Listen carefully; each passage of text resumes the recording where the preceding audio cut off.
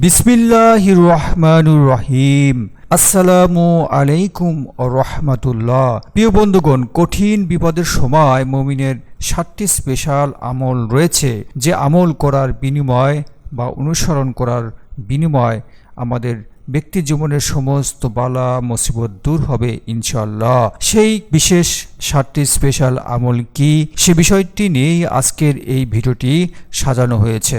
বন্ধুগণ, ব্যক্তি জীবনে বিপদ আপদ আসতেই পারে, আর এই বিপদ আপদ থেকে রক্ষা পাওয়ার জন্য আমাদের যেটা প্রথমে করতে হবে, আল্লাহ সুবহানাহু ওয়া তাআলার কাছে দোয়া করতে হবে।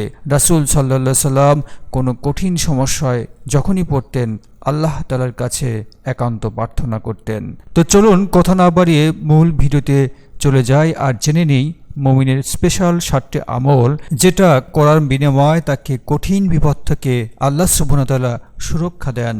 নাম্বার 1, ইবাদত বেশি বেশি করা। প্রিয় বন্ধুগণ, বিপদ যখন বেশি আসে তখন বেশি বেশি ইবাদত বন্দেগী করা উচিত, যাতে আল্লাহ তাআলার রহমত নাজিল হয় এবং তিনি দয়া পরশ হয়ে আপতিত বিপদ থেকে আমাদের সুরক্ষা করেন, এবং তিনি দয়া বশবর্তী হয়ে আপতিত বিপদ থেকে আমাদেরকে সুরক্ষা করেন।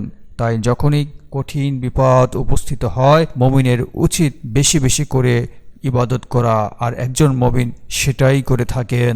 নাম্বার 2, তাহাজ্জুদের সালাত আদায় করা। প্রিয় বন্ধুগণ, তাহাজ্জুদের সালাত আদায় করা একজন মুমিনের অত্যন্ত প্রিয় একটি আমল। যখনই কঠিন কোনো বিপদের সম্মুখীন হয়, তখন মুমিনের উচিত বা মুমিনগণ বেশি বেশি তাহাজ্জুদের সালাত আদায় করেন। রাসূল সাল্লাল্লাহু আলাইহি ওয়াসাল্লাম বলেন, আমাদের রব প্রত্যেক রাতেই নিকটবর্তী আকাশে অর্থাৎ প্রথম আকাশে অবতীর্ণ হন, যখন রাতের শেষ তৃতীয় ভাগ অবশিষ্ট থাকে, এবং বলতে থাকেন, কে আছে যে আমাকে ডাকবে, আমি তার ডাকে সাড়া দেব।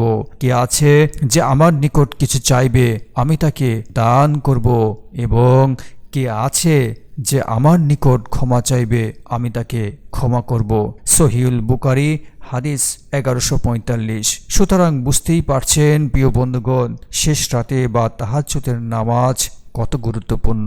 আপনি আমি যতই কঠিন বিপদের সম্মুখীন হই না কেন, তাহাজ্জুদের নামাজ আদায় করে গভীর রাতে আমাদের প্রিয় রবের কাছে প্রার্থনা করলে নিশ্চয়ই আমাদের বিপদ থেকে রক্ষা করবেন ইনশাআল্লাহ।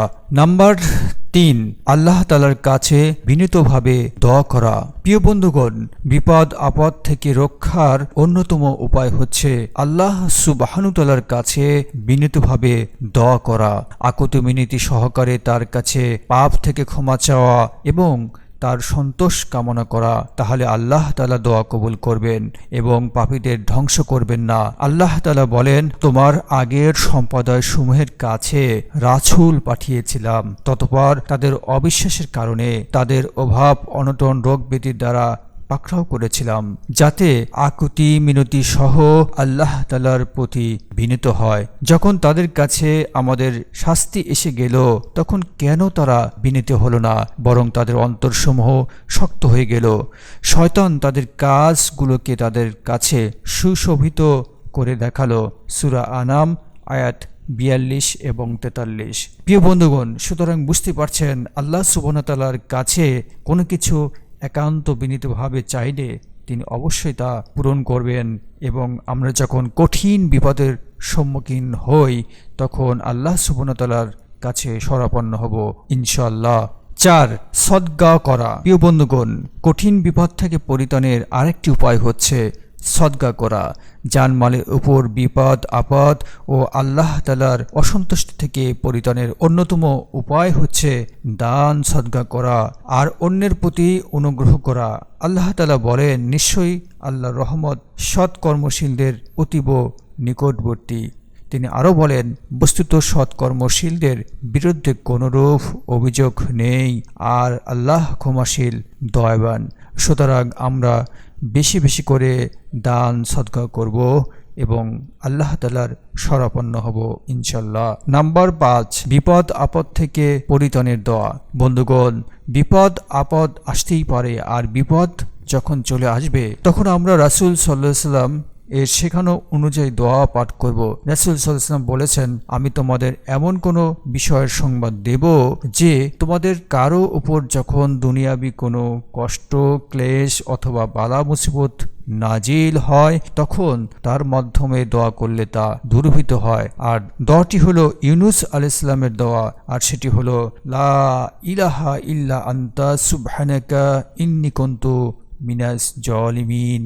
এবং সর্বশেষ তওবা ইস্তেগফার করা। প্রিয় বন্ধুগণ, পরীক্ষা ও বিপদে পতিত হওয়া গুনাহ থেকে মুক্তি পাওয়ার মাধ্যম, তবে শর্ত হলো ওই পরীক্ষা ও বিপদে ধৈর্য ধারণ করতে হবে এবং তার জন্য সওয়াবের আশা পোষণ করতে হবে। সেই সঙ্গে আল্লাহর দিকে প্রত্যাবর্তন করতে হবে, তার কাছে তওবা করতে হবে। কেননা কুরআন হাদিস প্রমাণ করে মানুষের গুনাহের কারণেই বিপদ মুসিবত আপতিত হয়। তাছাড়া তওবা ছাড়া সেগুলো কখনোই দূরীভূত হয় না।